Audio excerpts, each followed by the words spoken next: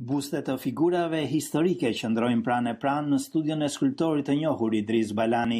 I lindur në krahinën e Çamërisë, ai thotë se është lidhur fort me historinë dhe që në moshën 10 vjeç ka nisur të frymëzohet nga heronjtë shqiptar që i ka përjetësuar në buste, të cilët janë vendosur në mjedise të ndryshme të qyteteve dhe zonave të Shqipërisë.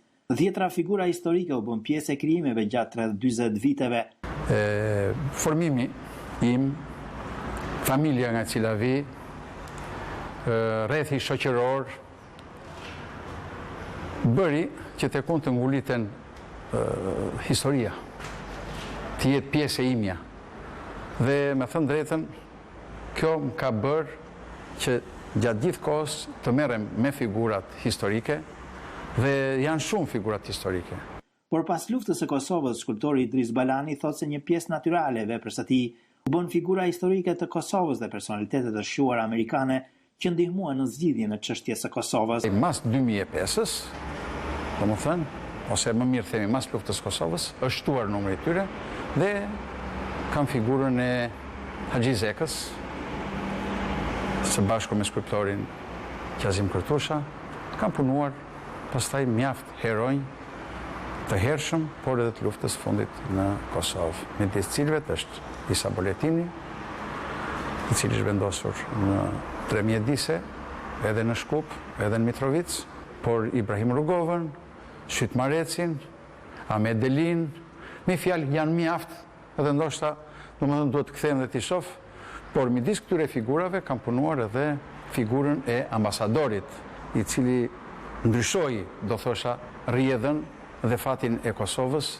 Richard Holbrookun, të cilin e kemi të vendosur në qytetin e Vitisë në Kosovë, por është i vendosur edhe në Fier, masi ka një komunitet mjaft të madh kosovare dhe atje. Ai thotë se më pas nisi të punonte një skulpturë të Hillary Clinton. Idrisi tregon emocionet e tij kur sekretare amerikane e shtetit vizitoi Shqipërinë dhe mbështetjen e Shteteve të Bashkuara për shqiptarët. Pa lindur dëshira herët, por sidomos pas ardhjes së Hillary Clintonit në Tiranë, kur duke ndjekur në televizor sigurisht më bëri përshtypje, jo se kisha parë më parë, por këtu nuk di se ndjeva diçka, më bëri përshtypje sharmi i saj, më bëri përshtypje eleganca e saj, vitaliteti i saj, por dhe sidomos ato fjalë brillante që ajo i tha në parlamentin shqiptar, duke nënvizuar 100 vjet kemi qenë bashkë dhe 100 vjet të tjera do të jemi përsëri bashkë. Busti i zonjës Clinton do të vendoset këto ditë në bulevardin kryesor të qytetit të Sarandës, një zonë turistike në jug të Shqipërisë. Zoti Balani thot më tej se vepra e tij ka gjetur mbështetje në misionin diplomatik për paqe dhe zhvillim. Ky mision në Shqipëri drejtohet nga Shefki Hysa, i cili thot se nderimi i shqiptarëve për këto figura të njohura amerikane është pjesë e angazhimit të misionit. Dëshira jonë më e madhe ishte të realizonim skulpturën e zonjës Clinton për shumë arsye. Është nga zonjat më të mëdha të politikës botërore që kanë mbështetur vazhdimisht nga vitet 2000 e kënej çështjen shqiptare. Dhe ne zgjodhëm Sarandën, jo pa qëllim, është një vend turistik ku qarkullojnë mijëra turistë të vendeve të ndryshme dhe duke qenë aty si një qytetare e Sarandës, qytetare me pozitën e vet artistike, do të lërë mbresa dhe do të kujtoj turistëve që vinë aty se sa mirënjohës janë shqiptarët për personalitete të tilla si Hillary Clinton. Skulptori Idris Balani thotë se është në proces edhe për 2 buste të tjerë, ato të sekretarës së shtetit Madeleine Albright dhe të William Walker, që denoncoi masakrën e Reçakut. Ai thotë se gjithashtu do të punojë për një shtator të Bill Clinton që do të vendoset në Shqipëri.